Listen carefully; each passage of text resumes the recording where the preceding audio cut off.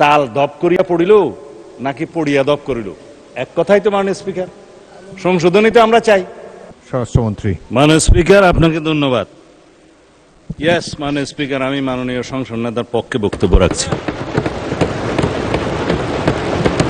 মাননীয় সংসদ নেতা সর্বশেষে বক্তব্য রাখবেন কিনা সেটা তার প্রিরোগেটিভ, কেউ ডিকটেট করতে পারে না, এটাই বিধি। মাননীয় স্পিকার, বিসমিল্লাহির রহমানির রহিম। মাননীয় স্বরাষ্ট্রমন্ত্রী, আপনার সময় 40 মিনিট। আমি কেন বলছি, আমি বলবো 40 মিনিটে শেষ করবেন। জি মাননীয় স্পিকার, আপনি দয়া করলে আরো বাড়িয়ে দিতে পারেন। দয়াময় পরম দয়ালু আল্লাহর নামে। বিরোধী দল এটা চায়, এটা কিন্তু 72-এর সংবিধানে ছিল না মাননীয় স্পিকার। আমরা এটা চাই। শহীদ রাষ্ট্রপতি জিয়াউর রহমান এটা সংবিধানে গ্রহণ করেছিলেন। মহান আল্লাহর উপর পূর্ণ আস্থা ও বিশ্বাস এই সংবিধানের মূলনীতি হইবে। আমরা এটা চাই, বিরোধী দল চায় কিনা জানি না। এটা পঞ্চম সংশোধনের মাধ্যমে শহীদ রাষ্ট্রপতি জিয়াউর রহমান সংবিধানের মূলনীতি এবং আর্টিকেল 8-এ রাষ্ট্র পরিচালনার মূলনীতিতে গ্রহণ করেছিলেন। এই দুই জায়গা থেকেই পঞ্চদশ সংশোধনের মাধ্যমে বিগত ফ্যাসিস্ট সরকার নির্মূল করে দিয়েছে। আমরা এটা পুনর্বহাল চাই। এগুলো ঐকমত্য কমিশনের এই গঠিত জুলাই সনদে থাকতে পারত। কোন কোন রাজনৈতিক দলের আপত্তি ছিল, তারা রাখেন। এই জন্যেই আমি আমার পরের বক্তব্য বলবো, এখানে আসছি বিরোধী দল সংস্কার চায়, সংবিধানের সংশোধনী চায় না। পুনর্লিখিত সংবিধান কেউ কেউ চেয়েছিল, যারা বিদেশ থেকে আমদানি হয়েছিল বিভিন্ন সংস্কার প্রস্তাব সহকারে। আমরা বলেছিলাম rewriting of constitution, new constitution, গণপরিষদ, এগুলো একই কথা। যে সংবিধান আমরা যা কিছুই সংশোধনী চাই, গ্রহণ করতে চাই, সেটা আমরা সংশোধনীতে আনি। তাল দপ করিয়া পড়িল নাকি পড়িয়া দপ করিল, এক কথাই তো মাননীয় স্পিকার। সংশোধনীতে আমরা চাই। এখন প্রস্তাবনার মধ্যে অনেকে প্রস্তাব করেছিলেন সংবিধানের প্রস্তাবনায় যে 71 এবং 24-কে বরাবর করে আমরা প্রস্তাবনায় নিয়ে আসি। মাননীয় স্পিকার, বাংলাদেশের জনগণের, এদেশের সর্বশ্রেষ্ঠ অর্জন হচ্ছে বাংলাদেশের স্বাধীনতা। 71-এর সাথে আর কোনো কিছুর তুলনা চলে না। আমরা 24-এর জুলাই জাতীয় সনদ এবং জুলাই ঘোষণাপত্রের এসেন্সকে আমরা সংবিধানে ধারণ করার জন্য অঙ্গীকার করেছি, করব। চতুর্থ তফসিলে আসবে সেই কথা। জুলাই ঘোষণাপত্র আমরা বলেছি, জুলাই জাতীয় সনদও বলেছি। অঙ্গীকার নামায় দেখেন আপনি, শেষের পৃষ্ঠায় আছে, এই জুলাই জাতীয় সনদের অঙ্গীকার নামার মধ্যে আছে। যাই হোক, এখন 71 এবং 72-এর সংবিধান কেন ভালো লাগে না আমরা বুঝি তো মাননীয় স্পিকার। 71 এই দেশের স্বাধীনতার ঘোষণা, স্বাধীনতা যুদ্ধ, মুক্তিযুদ্ধ, বিজয় অর্জন, শহীদ রাষ্ট্রপতি জিয়া, সবই এক কাতারে গাথা। এদেশের মানুষের সর্বশ্রেষ্ঠ অর্জন, বিজয় গাথা। কারো কারো জন্য হতে পারে এটা পরাজয়ের গ্লানি, আমি ওই জায়গায় যাব না। 72-এর সংবিধান কেন ভালো লাগে না মাননীয় স্পিকার? আমি আজকে যারা বক্তা আছেন তারা দেখলাম যে কেউ আইন কানুনের মধ্যে নাই, সেজন্য আমিও আর থাকার চেষ্টা করছি না। 72-এর সংবিধান কেন ভালো লাগে না? তফসিল 1-এর মধ্যে যে সমস্ত অর্ডারগুলোকে বৈধতা দেয়া হয়েছে, তার মধ্যে 3 নম্বরটা হচ্ছে দি কোলাবোরেটরস স্পেশাল ট্রাইব্যুনাল অর্ডার নম্বর 8, 1972, যার মাধ্যমে এদেশের স্বাধীনতা বিরোধী রাজাকার আলবদরদের বিচার করা হয়েছিল মাননীয় স্পিকার। যাই হোক, আমি এগুলো বলতে চাই না। যারা আদেশ নিয়ে কথা বলছেন, বলে যে আদেশও তো আইন, আমি কখনো স্বীকার করেছি আদেশ আইন না। সেই আদেশও তো আইন, বললাম তো এই আদেশও আইন। 151-এ যে সমস্ত অর্ডারকে রিপিল করা হয়েছে সেগুলো বাদে, সেগুলো আগে আইন ছিল। তারপরে যেগুলো কন্টেইন করা হয়েছে তফসিল 1-এ, সেগুলো সিরিয়াল বাই বললাম প্রায় 27 মতো আছে। 3 নম্বরের কথা তো বললামই। যে সমস্ত অর্ডার চতুর্থ তফসিলের 3, 3-এর 2, 3-এর 2, 3-এর 3 এই মতো করা হয়েছে বৈধ, কিন্তু সেই অর্ডার আর করার ইখতিয়ার নাই। 7ই এপ্রিল 1973-এর পরে প্রথম জাতীয় সংসদের প্রথম বৈঠকের এতবারে দেওয়ার পরে আমি মনে করেছিলাম জাতির সামনে পরিষ্কার, বিরোধী দলীয় নেতৃবৃন্দের কাছে পরিষ্কার হবে যে এই লেজিসলেটিভ ফ্রড যেটা কালারেবল অর্ডার, সেটা নিয়ে আর কোনোদিন কোনো বিতর্ক হবে না। যেটা রাষ্ট্রপতি করেছেন জুলাই জাতীয় সনদ উইদিন ব্র্যাকেট সংবিধান সংস্কার আদেশ বাস্তবায়ন আদেশ 2025, এটা নিয়ে আর কোনোদিন কোনো বিতর্ক উঠবে না মনে করেছিলাম। আজকে আমি কনসেন্ট্রেশন দিতে চেয়েছিলাম অনলি জুলাই জাতীয় সনদ, যেটা ঐতিহাসিকভাবে স্বাক্ষরিত হয়েছে, সেটা কিভাবে বাস্তবায়ন করা যায় তার পদ্ধতি নির্ধারণ করি, চলুন সেই বিষয়ে আমরা আলোচনা করি। প্রস্তাব দিয়েছিলাম যে সংবিধান সংশোধন সংক্রান্ত একটা বিশেষ কমিটি, সংসদীয় কমিটি গঠন করা হোক, সবাইকে নিয়ে যারা এখানে রিপ্রেজেন্ট করছে জাতীয় সংসদে এবং স্বতন্ত্র সদস্য সহ। সেই বিষয়ে তারা মনোযোগ দিলেই পারতেন। আজকে অবশ্য মাননীয় বিরোধী দলীয় নেতার আমি মনোযোগ দিয়েই শুনেছি ওনার কথা। তাতে উনি বলেছেন সরকারি দল বিরোধী দল মিলেমিশে এক কাজ করব, রাস্তা খুঁজে বের করুন সংবিধান সংশোধন এবং আইন প্রণয়নের জন্য ওয়েলকাম জানাই, স্বাগতম। জুলাই জাতীয় সনদ বাস্তবায়ন চায় তারা প্রত্যেকে বলেছেন। অর্ডারের কথা নিয়ে বলে যে গণভোট অর্ডার, এটার কি হবে সেটাও আলোচনা করব আমরা যদি সংবিধান সংশোধনী কমিটি বিশেষ কমিটি গঠন করা হয় সেখানে। চলুন এখানে মিলেমিশে আমরা আলোচনা করে বের করি। সংস্কার, সংবিধান হয় না মাননীয় স্পিকার, সংবিধান হয় রহিত হয়, স্থগিত হয়, সংশোধন হয়, বাতিল হয়, ইত্যাদি হয়। সংবিধান তো সংস্কার হয় না মাননীয় স্পিকার। সংশোধনকে আমরা সংস্কার মনে করে যদি একসাথে বসতে পারি ভালো। যাই হোক, মাননীয় বিরোধী দলের নেতা বলেছেন সংবিধান পরিবর্তন চেয়েছেন, আপনি রেকর্ড দেখতে পারবেন। তো সংবিধান পরিবর্তন তো সংশোধনের মাধ্যমে হতে পারে। আসুন, তিনি বলেছেন জুলাই জাতীয় সনদ এটা গণ অভ্যুত্থানের কলিজা। ধন্যবাদ মাননীয় স্পিকার ওনাকে, আপনার মাধ্যমে। গণ অভ্যুত্থান বলেছেন, কেউ কেউ তো বিপ্লব বলতে বলতে ফেনা তুলে ফেলে। গণ অভ্যুত্থান, জুলাই ছাত্র গণ অভ্যুত্থান, এটা স্বীকৃত জুলাই জাতীয় সনদের সমস্ত জায়গায় লেখা আছে। এখানে বিপ্লব কোথাও লেখা নেই। আর যে ওনারা আদেশের কথা বলছেন ওখানেও তাই, ওখানে কোনো বিপ্লবের নামগন্ধ নাই। কিন্তু আমরা জিজ্ঞেস করব, আমরা কি ছাত্র গণ অভ্যুত্থানের অভিপ্রায়কে সম্মান করতে চাই? আসুন, এখানে সবাই অভিপ্রায়ের কথা বলে, যে অভিপ্রায়ের দোহাই দেওয়া হচ্ছে। আমি সংবিধানের প্রস্তাবনার কথা বলবো। সংবিধানের প্রস্তাবনার 4র্থ ধারায় আপনি দেখবেন এই সংবিধান জনগণের অভিপ্রায় হিসেবে প্রাধান্য পাইবে। সংবিধানের 7 অনুচ্ছেদ আপনি দেখবেন এই সংবিধান জনগণের লেখা আছে যে রাষ্ট্রের সকল ক্ষমতার মালিক জনগণ। এই ক্ষমতা প্রয়োগ হইবে এই সংবিধানে প্রদত্ত অধীনে ক্ষমতা বলে, জনগণ যেভাবে চায়। আরেক জায়গায় আপনি দেখবেন এই সংবিধান হচ্ছে মানে সুপ্রিমেসি অফ দি কনস্টিটিউয়েন্সি বলতে যেটা বোঝায় যে এই সংবিধান হচ্ছে প্রজাতন্ত্রের সর্বোচ্চ আইন। একজন আজকে আমাদেরকে সবক দিল যে এই পার্লামেন্ট নাকি সুপারিন না। আমি মাননীয় স্পিকার কি করবো বুঝতে পারছিলাম না। 1 নম্বর অনুচ্ছেদ এই সংবিধানের article 1, this Bangladesh is a unitary independent and sovereign republic. এবং এই সোভারেইন রিপাবলিকের সোভারেইন ক্ষমতার মালিক হচ্ছে আর্টিকেল 7 অনুসারে জনগণ। সেই জনগণের ক্ষমতাটা প্রয়োগ করে এই সংবিধানের অধীন এবং কর্তৃত্বে, সেই সংবিধানের অধীন এবং কর্তৃত্বে নির্বাচন কমিশন নির্বাচন দিয়েছে। সেই সোভারেইন জনগণ আমাদেরকে ভোট দিয়েছে, এই সোভারেইন পার্লামেন্টে পাঠিয়েছে। যার কারণে আমরা আজকে এখানে যা কিছুই আলাপ করব সেটা জুডিশিয়ারির বিরুদ্ধে সারাদিন যদি আমরা বলি, জুডিশিয়ারির কাছে এই কেউ এটা মামলা করার ক্ষমতা নাই, তাকেই বলা হয় সোভারেইন এখতিয়ার। এখন এই সোভারেনিটিকে যদি এক্সপ্লেন করার জন্য এখানে মাস্টারি করতে হয়, প্রফেসরি করতে হয়, মাননীয় স্পিকার আইন কখন প্রণয়ন করবো আর কখন ভাষণ দেবো। যাই হোক, এটাতে আমি আর যেতে চাই না।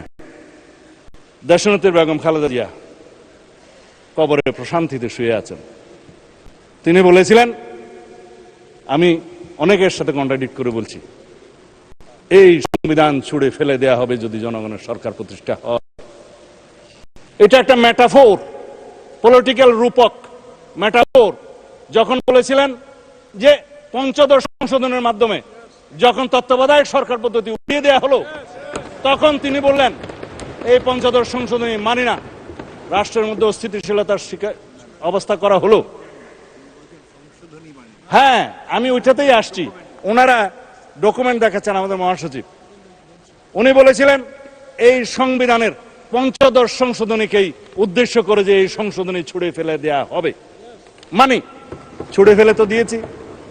পঞ্চদশ সংশোধনী আনকনস্টিটিউশনাল ডিক্লেয়ার হয়েছে সার্টেন পোর্শন, 6টা, 7 ক, খ, আর্টিকেল 44 যেটা হাইকোর্টের ক্ষমতা, এবং 142।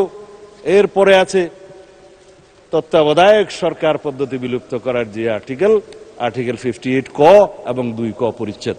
খালাস 15th অ্যামেন্ডমেন্টের মেইন জিস্ট।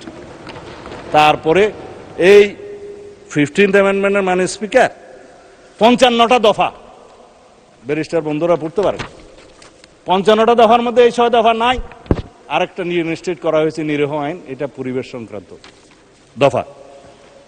বাকি রইল, বাকি 55টার মধ্যে বাকিগুলার কি হবে? হাইকোর্ট বলে দিল এগুলা পার্লামেন্টের ব্যাপার, পার্লামেন্ট ডিসাইড করবে এই সব পলিটিক্যাল ইস্যুস। দেখেন ভার্ডিক্টে লেখা আছে কিনা।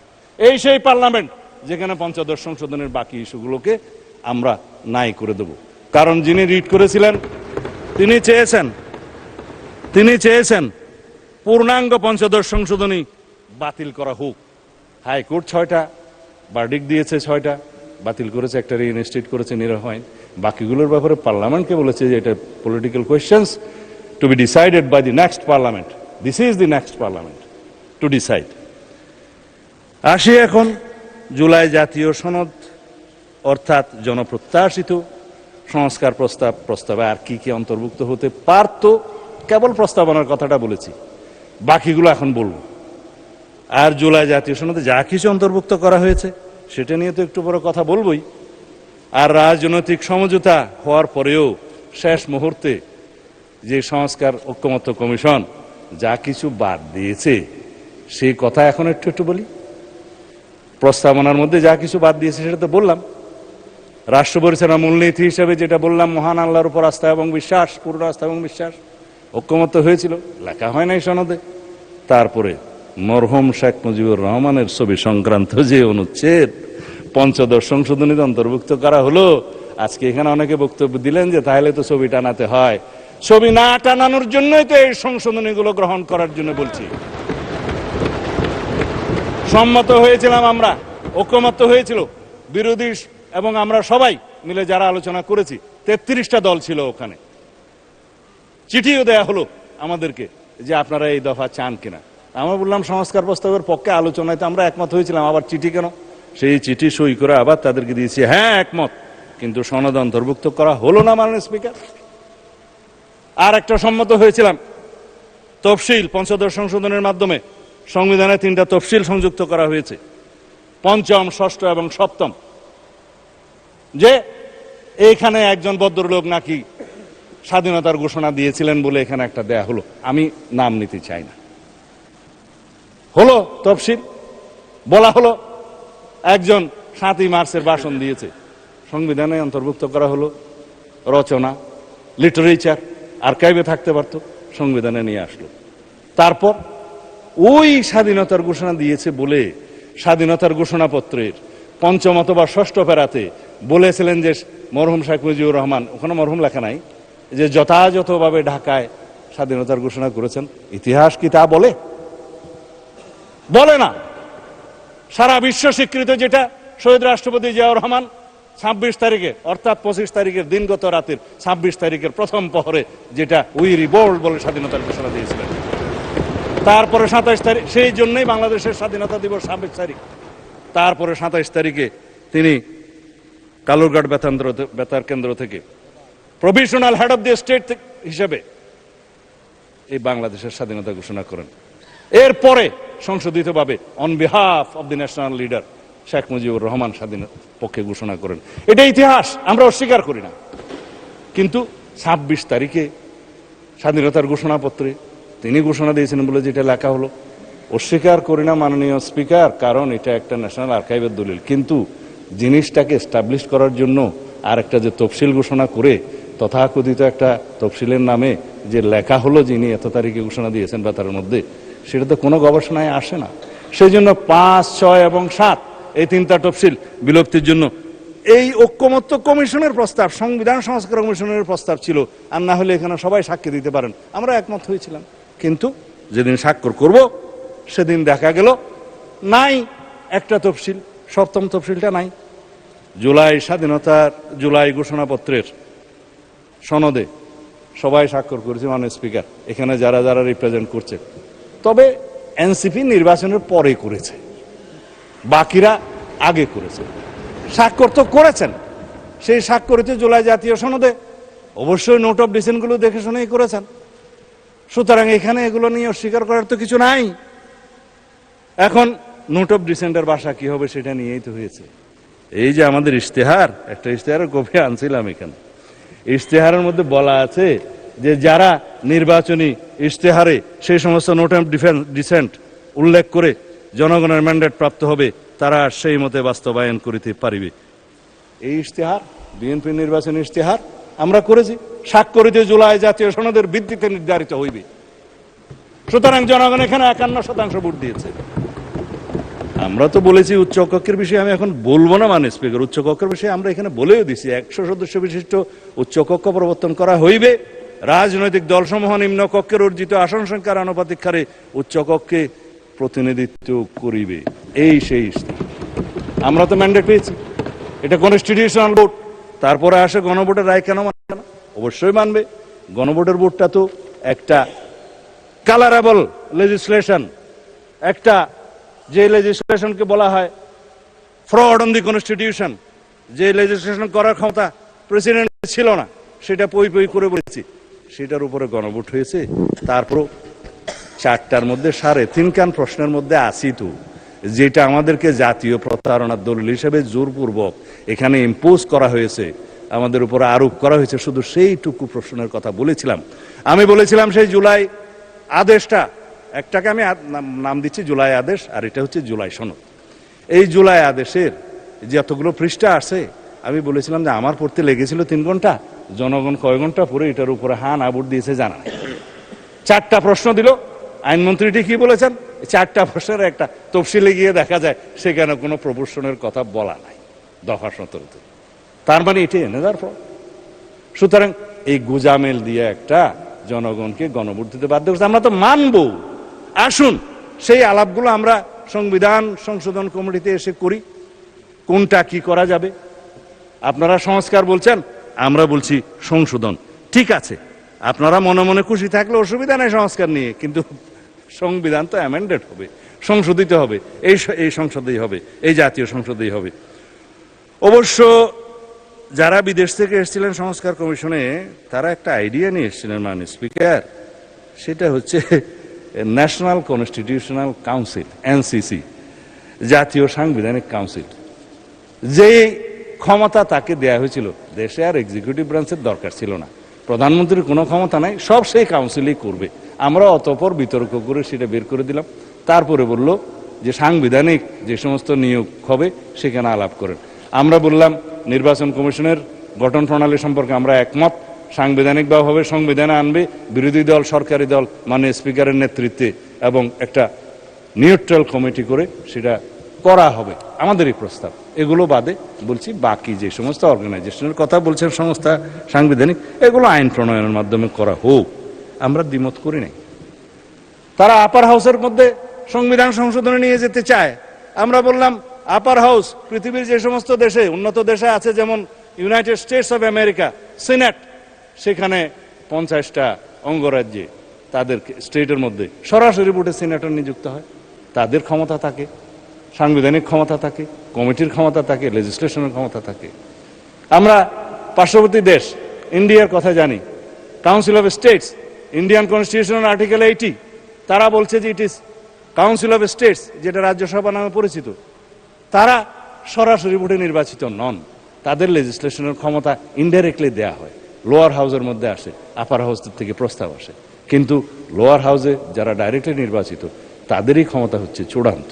মানে স্পিকার, একটা অনির্বাচিত বডি যেখানে জনগণ সরাসরি তাদের সার্বভৌম ক্ষমতা দেয়নি, সেখানে সার্বভৌম পার্লামেন্টের ক্ষমতাকে খর্ব করে আপনি সংবিধানের যেটা চূড়ান্ত আইন, রাষ্ট্রের সর্বোচ্চ আইন, সেটা সংশোধন করতে দিবেন, এটা ন্যায্য নয়। আমরা একমত হইনি। সেই প্রশ্নটাও গণভোটের মধ্যে কেন দিতে হলো?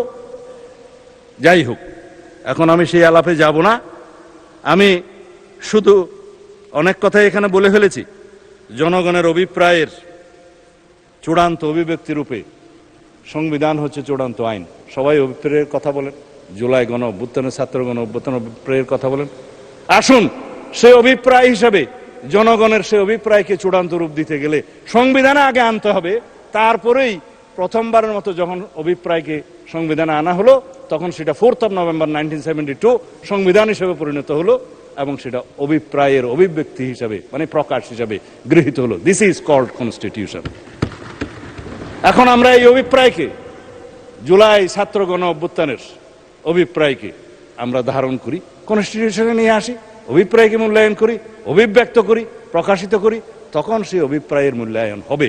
আদারওয়াইজ এই অভিপ্রায় তো রাস্তায় মিছিল দিতে পারবেন, কিন্তু অভিপ্রায়কে সংবিধানে ধারণ করার জন্য এই পার্লামেন্টে আসতে হবে, অ্যামেন্ডমেন্ট নিয়ে আসতে হবে। সেই অভিপ্রায়গুলোকে আমরা ধারণ করব। আমরা সম্মান করি জুলাই ছাত্র গণ অভ্যুত্থানের আবেগকে, আমরা সম্মান করি তাদের আকাঙ্ক্ষাকে, শহীদের স্বপ্নকে। সে অভিপ্রায়কে আমরা ধারণ করার জন্য তো সংবিধান সংশোধন করতে চাই, মাননীয় স্পিকার। যাই হোক, এখন যারা শহীদ রাষ্ট্রপতি জিয়াউর রহমানের 5ম সংশোধনীর কথা বললেন, 2 লাইন না বললে রেকর্ডে থেকে যাবে, সেই জন্যই বলি। 5ম সংশোধনী যেভাবে উড়িয়ে দেওয়া হয়েছে, একইভাবে 3য় সংশোধনী তত্ত্বাবধায়ক সরকার বিল উড়িয়ে দেওয়া হয়েছিল। আমি বলি ইনজাস্টিস খায়রুল হক, সরি, এটা unconstitutional word, I would draw. এই জাস্টিস খায়রুল হক 3য় সংশোধনী উড়িয়ে দিলেন এবং কিছু অবজারভেশন দিলেন যে পার্লামেন্ট মে কনসিডার বলে, শ্যাল বলতে পারে না, যেহেতু judiciary cannot dictate the sovereign parliament. এইখানে again sovereignty of the parliament প্রমাণিত। জুডিশিয়ারির হাত এখানেই সীমাবদ্ধ যে এই সুভারেইন লেজিসলেচারকে, পার্লামেন্টকে ডিক্টেট করতে পারে না, সাজেস্ট করতে পারে। এবং এখানকার পাশকৃত যে কোনো অ্যামেন্ডমেন্ট, আইন, সংবিধান হোক আর যাই হোক, ইন্টারপ্রিট করতে পারে একজন ব্যারিস্টার সদস্য বলেছেন।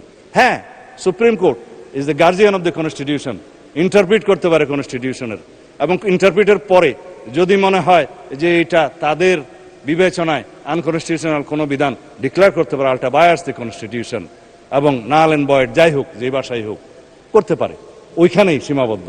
কিন্তু পার্লামেন্ট সেইটার অনুবলে তারা বলতে পারে না যে পার্লামেন্টকে এই এনাক্টমেন্ট নিতে হবে। আমাদেরকে এখনো সেই জন্য বলি, তত্ত্বাবধায়ক সরকার বিল আমাদেরকে এখানে গ্রহণ করতে হবে, মাননীয় স্পিকার। 3য় সংশোধন বিলের মাধ্যমে জাজমেন্টকে তো তাই বলতে হবে, জুডিশিয়ারিকে তাই বলতে হবে। 3য় সংশোধনীকে যে আনকনস্টিটিউশনাল ডিক্লেয়ার করলো, সেইটাকে আবার রিভিউতে বলা হলো নো, 3য় সংশোধনী লেজিটিমেট এনাক্টমেন্ট।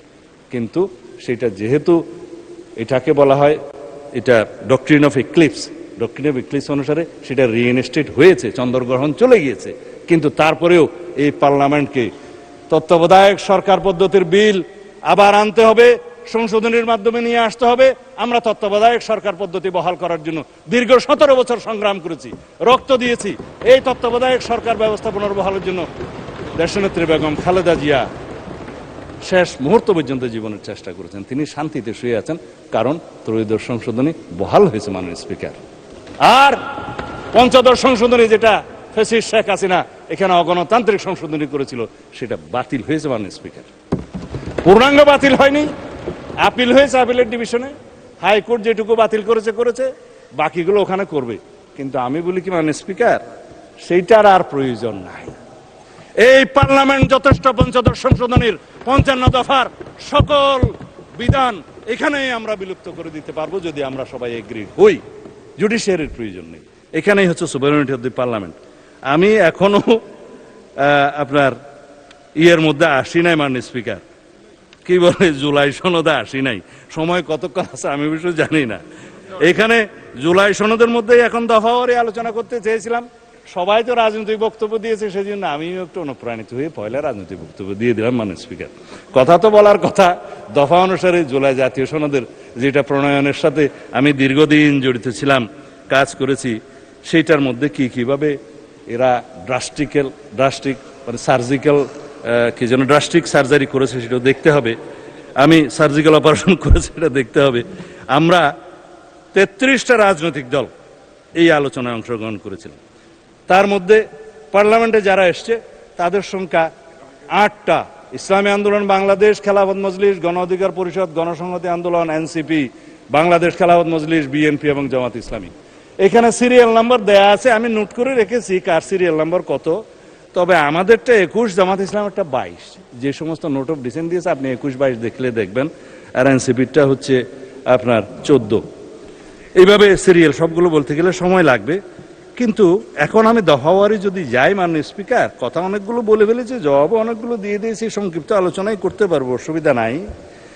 দফা 3-এর মধ্যে এইখানে প্রথম দফাতে ঐক্যমত উপনীত হওয়া বিষয়সমূহ সংবিধান সংশোধন সাপেক্ষে বলা আছে। আইনমন্ত্রী বলেছে 47টা দফা আছে ওর মধ্যে, আরো দফা থাকতে পারতো যেগুলো তারা ঐক্যমত হওয়ার পরেও ইনক্লুড না করে একটা ষড়যন্ত্র করেছে আমি বলবো। কিন্তু আর যেগুলো ঐক্যমত হয় নাই সেরকমও কোনো বিষয় বাদ দিয়েছে, যেমন তফসিল। এখন বলেছে সংবিধান সংশোধন সংক্রান্ত দফা 3, যে দফাগুলো নিয়ে শুধু আলোচনা করা দরকার, সংক্ষিপ্ত আলোচনা শুধু ওখানেই করব, বাকি দফাগুলো ছেড়ে দেবো। মাননীয় স্পিকার, এখানে সংবিধান সংশোধনের বিষয়টা উচ্চ কক্ষে নিয়ে যাওয়ার বিষয়টা হয়েছে, সেটা আমি ইতিমধ্যেই বলে দিয়েছি, আমি আর রিপিট করব না সময় বাঁচানোর জন্য, যে উচ্চ কক্ষে সংবিধান সংশোধনী বিল যেতে পারে না। কেন পারে না তাও বলেছে। দফা 4, সংবিধানের 7 ক এবং খ আমরা বিলুপ্তির পক্ষে, এখনো বিলুপ্তির পক্ষে। এখানে অবশ্য 3টা দল নোট অফ ডিসেন্ট দিয়েছে, আমরা না। সেটা কারা কারা দিয়েছে জানি না, তবে মেন দলের মধ্যে না, তারা পার্লামেন্টে আসে নাই বলে তাদের নাম আমি উল্লেখ করছি না। এই 7 খ এবং খ কি? ফ্যাসিস্ট আওয়ামী লীগ সরকার, ফেসিবাদী আওয়ামী লীগ সরকার বলেছিল এই সংবিধানের বিরুদ্ধে কিছু কিছু কথা বললে, যা বললে মৃত্যুদণ্ড হবে এবং সর্বোচ্চ সাজা দেয়া হবে ইত্যাদি, রাষ্ট্রদ্রোহিতা হবে। তারপরে বলেছিল দফা খতে, আমি বিস্তারিত বলছি না, এটা অনেক আইনের ভাষা, বলেছে এই সংবিধানের 1/3 প্রস্তাবনা সহ, আর্টিকেল 8 সহ এবং জরুরি বিধান বাদে বাকি সংবিধানের 1/3 এবং তফসিল সমূহ 5, 6, 7 পরিবর্তন করতে পারবে না নেক্সট পার্লামেন্ট। পরবর্তী পার্লামেন্টের হাত পা আমরা বেঁধে দিতে পারি না এই পার্লামেন্টে কোনো আইন প্রয়োগ করে, সেটা পৃথিবীর বিধানে নাই। সুতরাং কনস্টিটিউশনের এই সমস্ত 2টা 7A and B হাইকোর্টে এই 5ম সংশোধনের বিরুদ্ধে যে রিট মামলা হয়েছে, সেখানে এটাকে ভয়েড বা আনকনস্টিটিউশনাল বা আল্ট্রা ভায়োলেন্স কনস্টিটিউশন বলা হলো, এবং বলা হলো নন অ্যাস্ট, অ্যাজ ইফ এটা ছিলই না সংবিধানে। গেল এর বিরুদ্ধে কথা আর বলবো না। সংবিধানের তফসিল সংক্রান্ত একই সাথে বলে ফেলেছি দফা 5, দফা 7 রাষ্ট্র পরিচালনার মূলনীতি। এখানে তো আমি বলেছি রাষ্ট্র পরিচালনার মূলনীতি হিসেবে সর্বশক্তিমান আল্লাহর উপরে, মহান আল্লাহর উপরে পূর্ণ আস্থা এবং বিশ্বাস, যেটা আওয়ামী লীগ উড়িয়ে দিয়েছে 5ম সংশোধনীতে, সেটা আমরা পুনর্বহাল করবো। স্পিকার, এটাই আমাদের ঘোষণা। হ্যাঁ, তার সাথে জাতীয়তাবাদ, গণতন্ত্র, অর্থনৈতিক সামাজিক সুবিচার ইত্যাদি আছে, সমাজতন্ত্রও আছে, এবং সেটা ছিল 5ম সংশোধনীতে প্রেসিডেন্ট জিয়ার সময় যেটা নেওয়া হয়েছিল, সেটা আলোচনা করতে পারি আমরা। তারপরে সংস্কার কমিশনে একটা প্রস্তাব তারা দিয়েছিল যে সাম্য, মানবিক মর্যাদা এবং ধর্মীয় স্বাধীনতা ও সম্প্রতি উল্লেখ করা যায় কিনা। আমরা বললাম যে খুব যায়। এখানে সাম্য, মানবিক মর্যাদা এবং ধর্মীয় স্বাধীনতা ও সম্প্রীতি, এটা একটা নিরীহ প্রস্তাব এবং ভালো প্রস্তাব, আমরা এটা গ্রহণ করতে পারি। মাননীয় স্পিকার, রাষ্ট্র পরিচালনার, রাষ্ট্রপতির ক্ষেত্রে রাষ্ট্রপতি নির্বাচনে আমরাই বলেছি যে উচ্চ কক্ষ গঠিত হলে উচ্চ কক্ষ এবং নিম্ন কক্ষ উভয় কক্ষের সংখ্যাগরিষ্ঠ ভোটে নিরপেক্ষভাবে রাষ্ট্রপতি নির্বাচন হবে। আমাদের প্রস্তাব, আমরা এগুলো গ্রহণ করতে পারি, এবং রাষ্ট্রপতির ক্ষমতা ও দায়িত্বের মধ্যে আমরা চেক অ্যান্ড ব্যালেন্স করতে পারি, সেটা আমাদের প্রস্তাব। এটা দফা 11। হ্যাঁ, দফা 14 নিয়ে কথা বলতে চেয়েছিলাম। মাননীয় স্পিকার, আমি ধন্যবাদ জানাই আজকের সংসদ নেতা মাননীয় প্রধানমন্ত্রী জনাব তারেক রহমানকে। তিনি সরাসরি নির্দেশনা দিয়েছিলেন প্রধানমন্ত্রীর মেয়াদ 10 বছরের বেশি হতে পারবে না।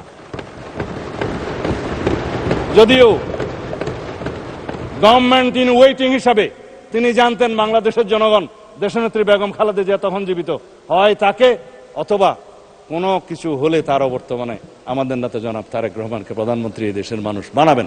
জেনে শুনেও তিনি বলেছেন নো, 10 বছরের বেশি কোনো প্রধানমন্ত্রীর মেয়াদ হতে পারবে না, যত মেয়াদেই হোক, যতবারই হোক সংবিধান সংশোধন করেন। আমি প্রস্তাব দিয়েছিলাম ঐকমত্য কমিশনে, সবাই রাজি হয়েছে, কোনো নোট অফ ডিসেন্ট নাই।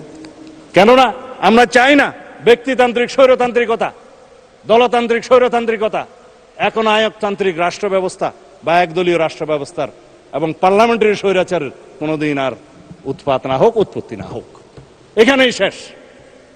সেটাকে আপনারা প্রশংসা করবেন না, আমি মনে করছিলাম বিরোধী দল থেকে হাততালি পাবো। একবার তো দিবেন, টেবিল চাপড়ায় দেন।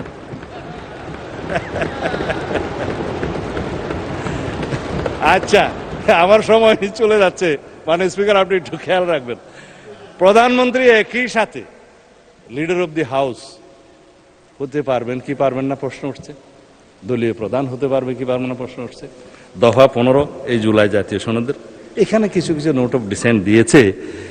তো এখানে আমার মনে হয় আমরা যেটা দিয়েছি যে প্রধানমন্ত্রী ট্রেডিশন মাফিক, এটা decorative, leader of the house, এটা কোনো মন্ত্রিত্ব না, হাউসকে লিড করতে হয়, ডিসিশন দিতে হয়, সেটা থাকতে পারে।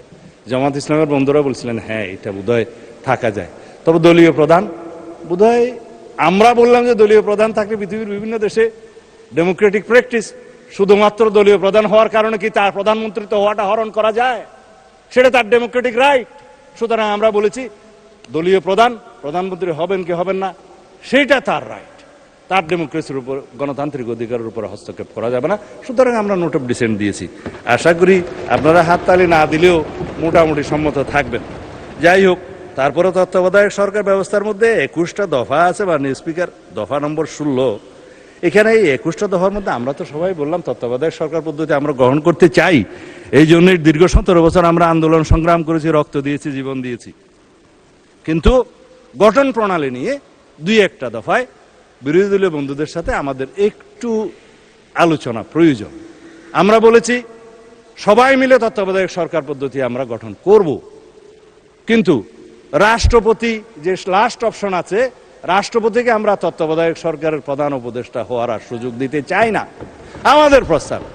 কিন্তু সর্বশেষ পদ্ধতি হিসাবে জুডিশিয়ারিকে বাদ রেখে আর কোনো বিকল্প প্রস্তাব আমরা নিতে পারি কিনা সেটা আমরা জাতীয় সংসদে আলাপ আলোচনার মধ্য দিয়ে বের করব।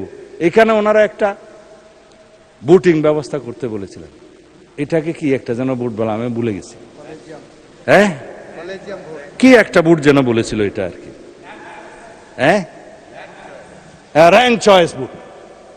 আমি যে র্যাঙ্ক চয়েস ভোটের মধ্যেও গাফলতি আছে। সুতরাং আমরা জাতীয় সংসদে এই বিষয়টা আলোচনা করি, একটা বিষয় আমরা বের করতে পারবো, সেই জন্য নোট অফ ডিসেন্ট দেওয়া হয়েছে। তত্ত্বাবধায়ক নিয়ে কোনো কারো দ্বিমত নাই। যাই হোক, মানে স্পিকার, এরপরে আসলো দ্বিকক্ষ বিশিষ্ট আসন সৃজন।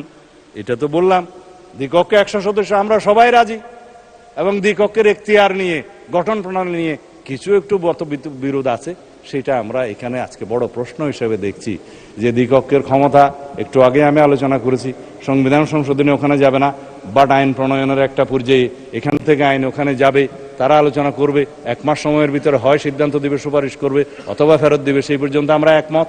কিন্তু সংবিধান সংশোধনের বিষয়ে আমরা উচ্চকক্ষের এখতিয়ার রাখতে চাই না। আর কোন পদ্ধতির গঠন প্রণালী হবে, ওনারা বললেন প্রপোর্শনেট, আমরা বললাম আমাদের নোট অফ ডিসেন্ট আছে, আমরা জনগণের ম্যান্ডেট পেয়েছি, আসনের অনুপাতে যা হবে তাই আমরা পাবো, এখানেই হচ্ছে দ্বিমত। আসন আলোচনা করি। তারপরে আসলো মাননীয় স্পিকার নারী সদস্যের বিষয়ে। আমরা বললাম যে আসুন 50টা নারী সদস্যের আসন রিজার্ভ রাখি, মোট সদস্য আমরা 100 উন্নীত করবো ক্রমান্বয়ে, 10% করে আমরা বাড়াই না, প্রথম সংসদে, এই সংসদে 10% আমরা অ্যামেন্ডমেন্ট নিয়ে আসি, পরে 5% করে করে বাড়বে। কিন্তু ওনারা সম্মত হলেন, কিন্তু একজনকেও নমিনেশন দিলেন না মাননীয় স্পিকার এইবার 5%। যাই হোক, আমি এটা শিকায়ত করতে চাই না, ভবিষ্যতে দিবেন আর কি, এইবার হয়তো অভাব টভাব হয়েছে। তারপরে দফাতে এসে ডেপুটি স্পিকার পদে মনোনয়ন, আমাদের মানে প্রধানমন্ত্রী, আমি উপস্থিত ছিলাম, মানে বিরোধী দলীয় নেতাকে বললেন যে জুলাই সনদ বাস্তবায়ন শুরু করি, চলেন ডেপুটি স্পিকারটা আপনারা নেন, নাম দেন। সর্বশেষ শুনলাম ওনারা একটা প্যাকেজ ডিল করতে চান, সিঙ্গেল করবেন না। তা এখন তো ট্রেন চলে গেছে মাননীয় স্পিকার, আমরা তো দিতে চেয়েছিলাম আগের থেকে অ্যাকশন। এখন আসুন, সংবিধান সংশোধন করার পরে আমরা ডেপুটি স্পিকারের 2টা পদ সৃজন করলে একটা আপনারা পাবেন, আপার হাউসেও পাবেন, লোয়ার হাউসেও পাবেন। সংশোধন না করলে কোত্থেকে পাবেন? তবে স্থায়ী কমিটির সভাপতি হিসাবে 4টা সংসদীয় কমিটি, গুরুত্বপূর্ণ কমিটি সহ অন্যান্য কমিটিগুলোতে সভাপতি বিরোধী দলীয় সদস্যদের থেকে হবে আসনের অনুপাতে যা পান। এখন মাশাআল্লাহ আপনারা তো 68টা পেয়েছেন, আরো মিলে হয়তো 77টা হয়েছে, ভালোই পাবেন। আসুন আমরা এটা সংসদে আলোচনা করে ঠিক করি। এগুলাই তো আমরা নিতে চেয়েছি। এবং 70 দফা 70 অনুচ্ছেদ জাতীয় সংসদের, এইটা নিয়ে আমাদের মাননীয় সংসদ সদস্যগণ খুবই উৎফুল্ল। আজকে আমি আমাদের মাননীয় সদস্যকে বলছিলাম যে যা মন চাই বলেন, আজকে 70 বিধি আপনার জন্য উন্মুক্ত, কারণ এখানে নাই। আপনি দলের বিরুদ্ধে ভোট দিতে পারবেন 4টা ক্ষেত্র বাদে। 2টাতে সবাই একমত হয়েছিল, আস্থা ভোট এবং অর্থ বিল। আমরা বলেছিলাম না, এর বাইরে আর 2টা থাকা দরকার, সংবিধান সংশোধনী বিল এবং যুদ্ধ পরিস্থিতি সংক্রান্ত যে জরুরি অবস্থা হবে সেই সময় যেন দলের বিরুদ্ধে ভোট না দিতে পারে। জাতীয় নিরাপত্তার প্রশ্নটা জড়িত, উইদিন ব্র্যাকেট যুদ্ধ পরিস্থিতি, এই 2টা রাখেন। আমরা নোট অফ ডিসেন্ট দিয়েছি, আমরা জনগণের ম্যান্ডেট পেয়েছি, সেই হিসাবে যাব। বাকি সব বিষয়ে মাননীয় সংসদ সদস্যগণ, under the sun anything you can discuss here. কোন দল আপনার বিরুদ্ধে, সরকারি দল কোনো ব্যবস্থা নিতে পারবে না, বিরোধী দল ব্যবস্থা নিতে পারবে না। সংসদ সদস্য বল বহাল থাকবে, এই সংসদ এলাইভ হবে। যাই হোক, এরপরে বাকি যে সমস্ত বিষয় আছে নির্বাচন ব্যবস্থা বিষয়ে, এটা আমরা তো বললাম যে আমরা একটা স্বাধীন নির্বাচন কমিশন গঠন করব, সবাই মিলে আলাপ আলোচনা করে। এখানে স্পিকার সভাপতি থাকবে, প্রধানমন্ত্রী, বিরোধী দলীয় নেতা এবং আরেকজন সদস্য থাকবে, সেকেন্ড বিরোধী দল না জুডিশিয়ারির একজন, আমার ঠিক মনে নাই। সবাই মিলে থাকবে। এখানে কোনো সরকারি দলেরও প্রাধান্য থাকবে না, বিরোধী দলেরও প্রাধান্য থাকবে না। এমন একটা নির্বাচন কমিশন আমরা গঠন করব যে নির্বাচন কমিশনকে নির্বাচনকালীন সময়ে কেউ আর প্রভাব বিস্তার করতে পারবে না। আমাদের এই প্রস্তাব ছিল এই যেগুলা বলে সাংবিধানিক সংস্থাসমূহে নিয়োগের ক্ষেত্রে যে এনসিসি করার কথা ছিল, আমরা যে এনসিসি লাগবে না, আসুন এটা এখানেই আনি। তারপর অন্যান্য সাংবিধানিক কিছু প্রতিষ্ঠানের বিষয়ে কথা বলা হয়েছে। আমরা বললাম যে এটা আমরা স্ট্রং আইন করি, শক্তিশালী আইন প্রণয়নের মধ্য দিয়ে সেগুলো আমরা ব্যবস্থা নেব। বিচার বিভাগের কথা মাননীয় স্পিকার কি বলবো, এখন বিচার বিভাগের কথা বললে তো অসম্ভব ব্যাপার। প্রধান বিচারপতি নিয়োগের ক্ষেত্রে আমরা বলেছিলাম একটা অপশন থাকুক, যাতে আর কোনোদিন আগের মতো যে আমাদের এক্সপেরিয়েন্স হয়েছে যে কি যেন এটা শপথবদ্ধ রাজনীতিবিদদেরকে আমাদের আর যেন দেখতে না হয়। আমরা সেই জন্য বলেছি প্রধান বিচারপতি হবে অ্যাপিলেট ডিভিশন থেকে নিযুক্ত। আগে সংবিধানে এটা ওপেন ছিল, কোত্থেকে নিযুক্ত হবে সেটা নির্ধারিত ছিল না। আমরা বলছি আপিল বিভাগের বিচারকদের মধ্য থেকে নিতে হবে।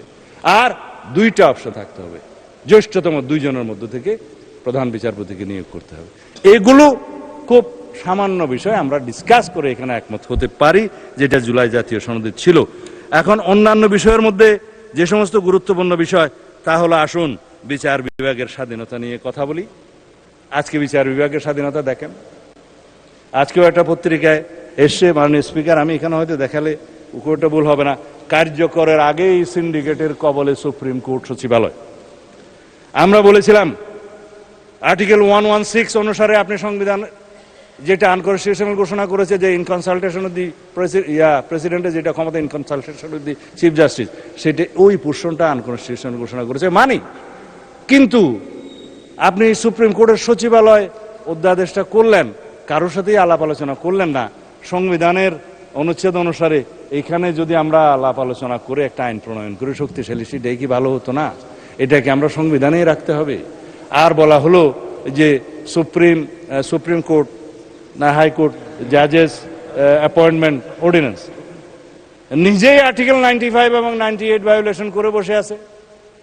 কাউন্সিল এবং আর কি যেন করেছে, কিভাবে তারা ইন্টারভিউ নেবে, কাকে কাকে নিয়োগ করবে, বয়স সীমা কোথায় হবে, যেগুলো আছে সংবিধানের সেই আর্টিকেলগুলোকে যদি আপনি চেঞ্জ না করেন, অ্যামেন্ডেড না করেন, জুডিশিয়ারি কি সেটা ভায়োলেট করতে পারে? এই কথাগুলো আমরা বলেছিলাম এটা জাতীয় সংসদের পরবর্তী জাতীয় সংসদের উপরে ছেড়ে দেন। আমরা সেখানে আলাপ আলোচনা করে আইন প্রণয়ন করে তারপরে সেই অ্যাপয়েন্টমেন্ট এনাক্টমেন্টটা আনবো এবং সুপ্রিম কোর্টের এই যে সচিবালয় আইনটা আনবো। এখনো আমরা প্রতিশ্রুতিবদ্ধ, আমরা সুপ্রিম কোর্টের সচিবালয় আইন এবং বিচারক নিয়োগ আইন এই পার্লামেন্টে ইনশাআল্লাহ আমরা আলাপ আলোচনার মধ্যে দিয়ে পাশ করব। আমরা complete independence of the judiciary আমরা চাই, বাট সুপারিনিটি অফ দি জুডিশিয়ারি আমরা চাই না। সার্বভৌম একটাই, সার্বভৌম জনগণ, সার্বভৌম এই কান্ট্রি, সার্বভৌম এই হাউস অফ দি পার্লামেন্ট। আর কোনো সার্বভৌম অথরিটি থাকতে পারে না, কোথাও না কোথাও অ্যাকাউন্টেবিলিটি থাকতে হবে। মাননীয় সদস্য, আপনার সময় শেষ, আপনি কি আরো বলতে চান? আচ্ছা, 3 মিনিট সময় বাড়িয়ে দেওয়া হলো আপনাকে। যাই হোক, আমার তো ফ্লুটাই নষ্ট হয়ে গেল। আমার স্পিকার, এখন আমি আর কি বলতাম, যদি আপনি 3 মিনিটে শেষ করেন। সময় দেন তাহলে 5 মিনিট দিতে পারেন, আমি একটু সাম আপ করি। আচ্ছা, 5 মিনিটে বলেন, শেষ করেন। আচ্ছা, মানে স্পিকার এখন থেকে কোনো, যাই হোক, আমি আর এই সমস্ত জায়গার মধ্যে যাব না, সময় শেষ। আর আইন, অধ্যাদেশ, বিধি বিধান এগুলো প্রণয়নের মাধ্যমে এইখানকার 47-এর পরে বাকি যা কিছু আছে জুলাই সনদের সবকিছু বাস্তবায়ন করা যাবে। আইন নিয়ে, কানুন নিয়ে, বিধিবিধান নিয়ে, সংবিধান, এইখানে তো সংবিধান পরিবর্তন করতে হবে না, সুতরাং এই পার্লামেন্টে আমরা আলোচনা করবো মাননীয় স্পিকার। সুতরাং এই জুলাই জাতীয় সংসদের, জুলাই জাতীয় সনদ 2025-এর সকল দফা এবং অঙ্গীকারনামা শতভাগ আমরা পরিপূরণ করতে অঙ্গীকারাবদ্ধ, প্রতিশ্রুতিবদ্ধ। 3-4 মিনিট অপেক্ষা করলে হয়তো এটা রেস্টোর করতে ঠিক আছে মানে স্পিকার, আপনি যখন রুলিং দিয়েছেন 4 মিনিটই বলবো। মানে স্পিকার, সারাদিন বলে যে অনেকে সারা রাত রামায়ণ পড়ে সকালবেলা, এখন আমাদের আমার মনে হয় সব পয়েন্টই আপনার বলা হয়েছে, এখন আমি কনক্লুড করে দিই। আমি বলতেই পারলাম না, আপনি কেমন বলা খালি গলায় বলতে। আচ্ছা ঠিক আছে মানে স্পিকার, আমাকে একটু ইন্টারফিয়ার না করলে আমি বলতে পারবো। গড়িটা এখন থেকে শুরু করে, এখন 7 খণ্ড রামায়ণ পরে যদি সকালবেলা আমার বন্ধুরা বলে সেটা কারবার, সেই অবস্থায় হয়ে যাচ্ছে। কোথায় জুলাই আদেশ আর কোথায় জুলাই সনদ? আমরা জাতিকে পরিষ্কার করতে চাই, জুলাই জাতীয় সনদ 2025 যেটা স্বাক্ষরিত হয়েছে, যেটা ঐতিহাসিকভাবে স্বাক্ষরিত হয়েছে, সকল বন্ধুরা স্বাক্ষর করেছেন, সেই স্বাক্ষর নোট অফ ডিসেন্ট সহ এনসিপি অবশ্য পরে করেছে, নির্বাচনে করেছে তো বটে, সেটা আমরা বাস্তবায়ন করতে চাই। যেটা বলছে যে জুলাই আদেশ, ইট ইজ নো অর্ডার, এটা লেজিসলেটিভ ফ্রড, এটা কালারেবল লেজিসলেশন, এটা ফ্রড অফ দি কনস্টিটিউশন, সেটা কোনো অর্ডার নাই। আমার এক বন্ধু বললেন রাষ্ট্রপতিকে আমি ফোন করতে পারি কিনা, আপনিও তো ফোন করতে পারেন। কে বলছে রাষ্ট্রপতির সাথে জনগণ কথা বলতে পারবে না? এটা তো এমন বিষয় না যে রাষ্ট্রপতির সাথে আমরা কথা বলতে পারবো না, দেশেরই তো রাষ্ট্রপতি। আপনারা তো তার কাছেই শপথ নিয়েছেন এক সময়, কেউ কেউ উপদেষ্টা হিসাবে। আমরা মাননীয় স্পিকার এখানে সংবিধান মেনে এসছি। জিজ্ঞেস করেন প্রত্যেকটা সদস্যকে, তারা যে এই ফর্মে শপথ নিয়েছে, এটা 148 অনুচ্ছেদ অনুসারে 3য় তফসিল ছাপানো শপথ। যার কাছে শপথ নিয়েছে সংবিধান অনুসারে তার কাছে শপথ নেওয়ার কথা, যার কাছে স্পিকার, ডেপুটি স্পিকার নাই, প্রধান নির্বাচন কমিশনার শপথ নিয়েছে। এটাও এখানে আমরা সংবিধান মেনে এসেছি। আমরা এখানে এসছি, এই সংসদে সেশন ডিক্লেয়ার করেছে রাষ্ট্রপতি, এটাও সংবিধান অনুসারে এখানে রাষ্ট্রপতি ডিক্লেয়ার করেছে, স্থান নির্ধারণ করেছেন। 73 অনুচ্ছেদ অনুসারে তিনি এখানে ভাষণ দিয়েছেন, এগুলো সংবিধান অনুসারে এসছেন। আমরা যে রাষ্ট্রপতির ভাষণের উপরে আজকে আলোচনা করছি, এইটাও তো সংবিধান মেনে আলোচনা করছি মাননীয় স্পিকার।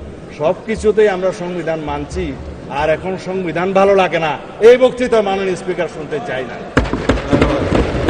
আমার সময় কি শেষে আরো আছে তো মাননীয় স্পিকার, 1 ঘন্টা 1 মিনিট 55 সেকেন্ড আছে। শুনলো কি আর না শুনলো কি আমি বলে যাই। তারপর মাননীয় স্পিকার, কথা হচ্ছে সংবিধান যেখানে যেখানে সুবিধা সেখানে সেখানে মানলাম, সংবিধান মানতে মানতে সাংবিধানিক উঠে নির্বাচিত হয়ে এখানে আসলাম, সাংবিধানিকভাবে শপথ নিলাম, সাংবিধানিকভাবে এখানে আলোচনা করছি, সাংবিধানিকভাবে এমপি হয়েছি এবং সংবিধান অনুযায়ী এখানে আলোচনা করছি, সমস্ত কিছু রুলস এন্ড প্রসিডিওর মানছি। আর এখানে বলছে যে সংবিধান কি জনগণের অভিপ্রায়ের উপরে? ইয়েস, সংবিধানে জনগণের অভিপ্রায়কে ধারণ করার জন্যই আমাদেরকে সংবিধান, আমরা সেই অভিপ্রায়কে সম্মান করার জন্য সংবিধানের সংশোধন করতে চাই। মানে স্পিকার, সুবিধা করতে পারলাম না, এত